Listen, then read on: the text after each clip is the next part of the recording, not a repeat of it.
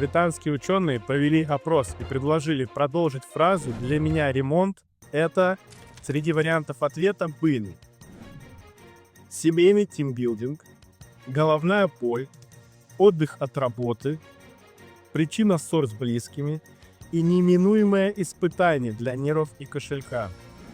Удивительно, но самым частым ответом стал отдых от работы.